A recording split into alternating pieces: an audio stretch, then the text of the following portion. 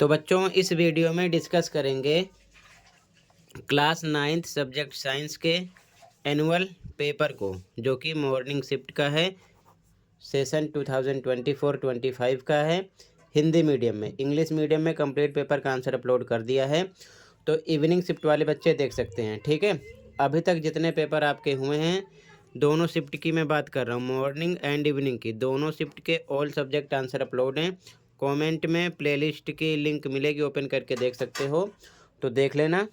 सीधा आ जाओ क्वेश्चन पर। ठीक है, तो स्टार्ट करते हैं, ध्यान से देखो।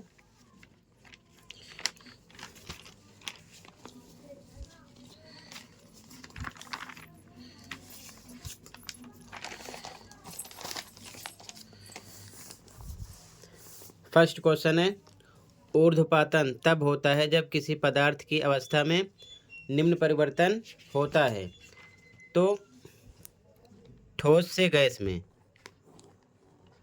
ठीक है, इसी प्रकार आप क्वथनांक, गलनांक ये सब भी अच्छे से पढ़ लेना, क्वेश्चन कर सकते हैं।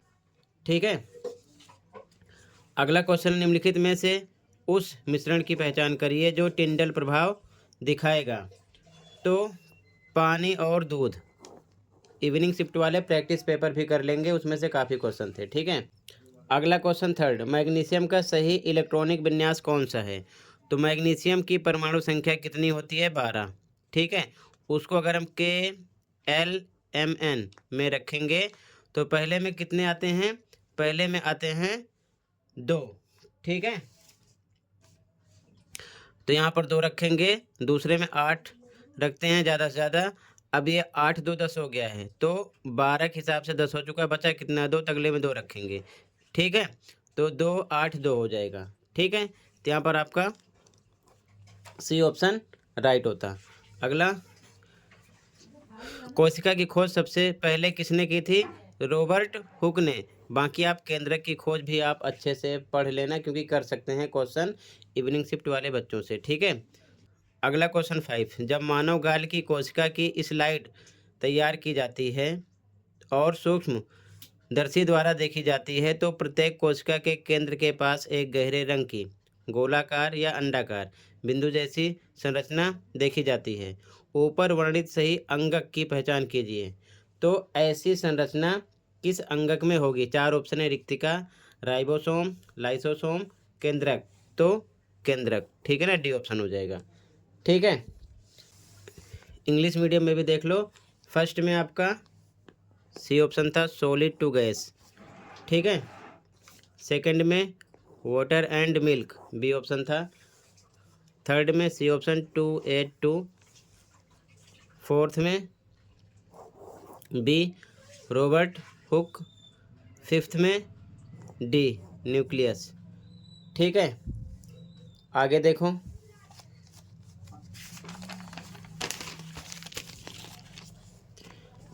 अगला क्वेश्चन 6, यदि माध्यम में कोशिका की तुलना में जल की सांद्रता कम है, तो कोशिका परासरण द्वारा जल खो देती है। ऐसे विलयन को कहा जाता है। तो ऐसे विलयन को क्या कहा जाता है, 4 ऑप्शन आपके सामने हैं। तो ऐसे विलयन को अति परासरण दाबी विलयन कहा जाता है, ए ऑप्शन राइट हो जाएगा। अगला, कौन सा विभज्योतक तना और जड़ के बढ़ते सिरे में मौजूद होता है। तो शीर्षस्थ। ठीक है, डी ऑप्शन हो जाएगा। अगला, एक वाहन में तय की गई दूरी को प्रदर्शित करने वाला यंत्र कहलाता है। तो दूरी प्रदर्शित करने वाला यंत्र होता है ओडोमीटर। तो दूरी के लिए ओडोमीटर लगाओगे। ठीक है, अगर चाल की बात होती तो स्पीडोमीटर आता है। ठीक है, ध्यान रखना। अगला क्वेश्चन, हाईवे पर चलती एक वैन के ऊपर एक सूटकेस रखा था। एक ट्रक अचानक उसके सामने रुका। ड्राइवर ने तुरंत ब्रेक लगाकर वैन को रोक दिया। ड्राइवर सूटकेस बांधना भूल गया था, इसीलिए रुकने पर जड़त्व के कारण सूटकेस किस तरफ गिर जाएगा। अब आप न्यूटन की गति का पहला, दूसरा, तीसरा तीनों नियम अच्छे से पढ़ लेना। ऐसे ही क्वेश्चन आपसे भी करेंगे। ठीक है, तो सामने की ओर गिरेगा। ठीक है, ध्यान रखना। ठीक है, सी ऑप्शन हो जाएगा। अगला क्वेश्चन, किसी वस्तु द्वारा कार्य करने की दर को शक्ति कहते हैं। निम्न में से शक्ति ज्ञात करने के लिए सही समीकरण चुनिए, यानी फॉर्मूला आपसे पूछ लिए हैं। तो पावर P = W/T होता है। ठीक है, बी ऑप्शन राइट हो जाएगा। बाकी आप ऊर्जा के बारे में अच्छे से पढ़ लेना, ठीक है। गतिज ऊर्जा, स्थितिज ऊर्जा, इन सब के बारे में अच्छे से पढ़ लेना। क्वेश्चन कैसे न कैसे कर सकते हैं आपसे भी, ठीक है, ध्यान रखना। सपोर्ट मटेरियल से ज़्यादा तैयार करना। इंग्लिश में भी देख लो, क्वेश्चन नंबर 6 यहाँ पर ए ऑप्शन था, 7 में डी ऑप्शन था, 8 में सी ऑप्शन था, 9 में सी ऑप्शन था, 10 में बी ऑप्शन था, ठीक है। आगे देखो ध्यान से, क्वेश्चन नंबर 11, साक्षी एक इमारत की सीढ़ियां चढ़ती है और ज़मीन से 8 मीटर ऊपर पहुंचती है।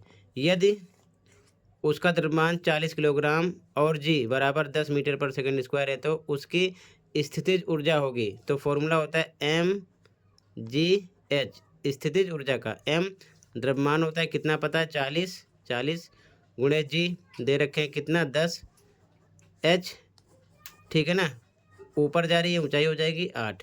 इनका करो आपस में मल्टीप्लाई, कितना मिलेगा, 8 चौक 32, 2 जीरो लगा दो, और इसका एसआई यूनिट होता है जूल, तो 3200 जूल आ जाता है।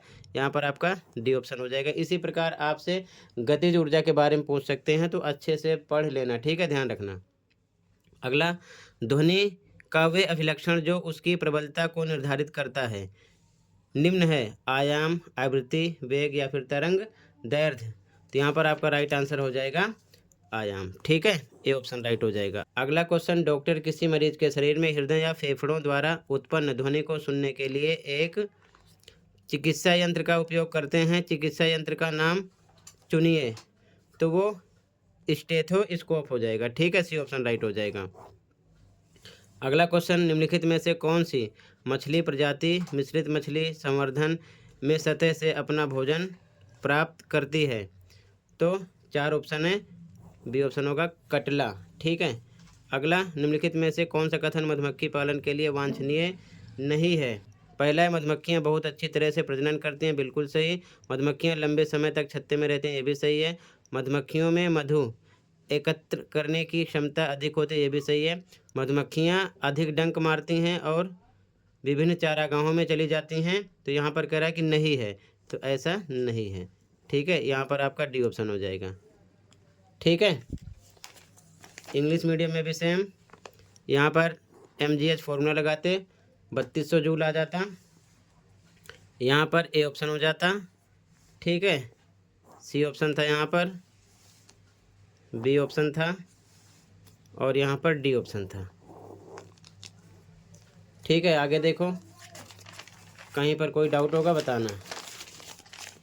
अगला क्वेश्चन नंबर 16, कौन सी कृषि संबंधित विशेषताएं चारा फसलों के लिए अच्छी मानी जाती हैं।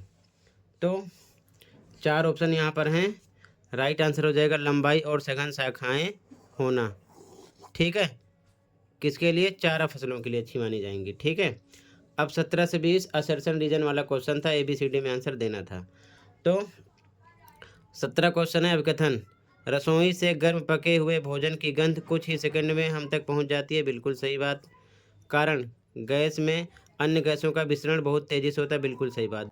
विसरण होता है तेज़ी से, इसीलिए भोजन की गंध का पता हमें जल्दी से ही लग जाता है। तो कारण अभिकथन की सही व्याख्या है, तो यहाँ पर लगेगा ए ऑप्शन, ठीक है। जब दोनों राइट हों, कारण अभिकथन की सही व्याख्या हो, तो ए लगाते हैं। अगला 18वां क्वेश्चन, स्टोमेटा पौधों की पूरी सतह पर मौजूद छोटे छोटे छिद्र होते हैं, तो पूरी सतह पर नहीं होते, ये गलत हो गया, ठीक है। इसको पढ़ने का मतलब नहीं है, जब अभिकथन गलत है यानी कि ए असर्शन गलत है, तो डी ऑप्शन लगाते हैं, तो यहाँ पर आपका हो गया डी, ठीक है। अगला क्वेश्चन 19, अभिकथन, जब किसी वस्तु पर लगने वाला कुल बल शून्य होता है तो उस पर लगने वाले बल को संतुलित बल कहा जाता है, बिल्कुल सही। कारण, जब असंतुलित बल किसी गतिशील वस्तु पर कार्य करते हैं तो इससे त्वरण में परिवर्तन हो सकता है, बिल्कुल सही। लेकिन त्वरण में परिवर्तन हो सकता है, इसलिए संतुलित बल किसको कहा जाता है, जब किसी वस्तु पर लगने वाला कुल बल शून्य हो। इसका इससे कोई मतलब नहीं है। कारण कथन दोनों सही है, लेकिन कारण अभिकथन की सही व्याख्या नहीं है, तो ऐसी कंडीशन में बी ऑप्शन लगा देते हैं, ठीक है, क्लियर है। आगे देखो ध्यान से, इंग्लिश मीडियम में भी सेम, यहाँ पर आपका सी ऑप्शन हो जाएगा, ठीक है। क्वेश्चन नंबर 17 में ए ऑप्शन है, ठीक है।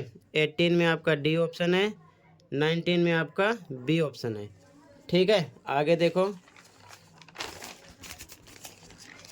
Question number 20। अभिकथन ए कह रहा है पृथ्वी के चारों ओर घूम रहे उपग्रह पर गुरुत्वाकर्षण बल द्वारा किया गया कार्य शून्य है।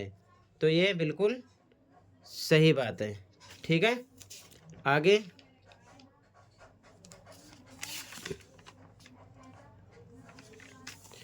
कारण पृथ्वी से अंतरिक्ष में भेजा गया उपग्रह कुछ समय के लिए पृथ्वी के चारों ओर एक कक्ष में घूमता है, फिर कक्षा बदलकर चंद्रमा के चारों ओर घूमने लगता है। ये बिल्कुल गलत बात है। तो जब अभिकथन सही हो कारण गलत हो तो ऐसी कंडीशन में सी ऑप्शन लगाते हैं, ठीक है, ध्यान रखना। तो यहाँ पर आपका सी ऑप्शन हो जाएगा, ठीक है। बाकी आगे का क्वेश्चन देख लो आप, ठीक है। कंप्लीट आंसर के लिए चैनल पर विजिट कर सकते हो। तो यहाँ पर आपका सी ऑप्शन हो जाएगा, ठीक है। और कंप्लीट पेपर का आंसर देखकर आप तैयारी कर सकते हो, तो कर लेना, ठीक है। अब यहाँ से आप क्वेश्चन देख लो, ठीक है। कंप्लीट पेपर का सॉल्यूशन के लिए कमेंट को चेक कर लो। कंप्लीट पेपर का आंसर अपलोड है, देखकर प्रैक्टिस कर सकते हो, ठीक है। तो ध्यान से देखते चलो।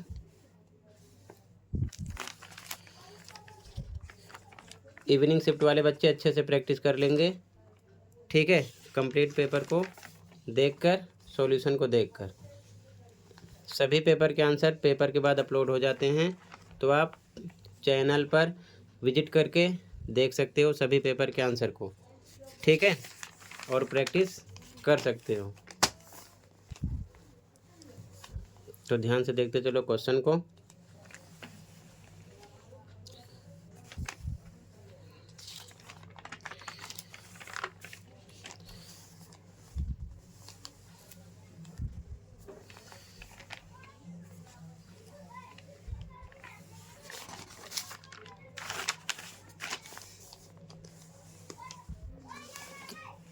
तो टोटल बच्चों इतना ही था, ठीक है।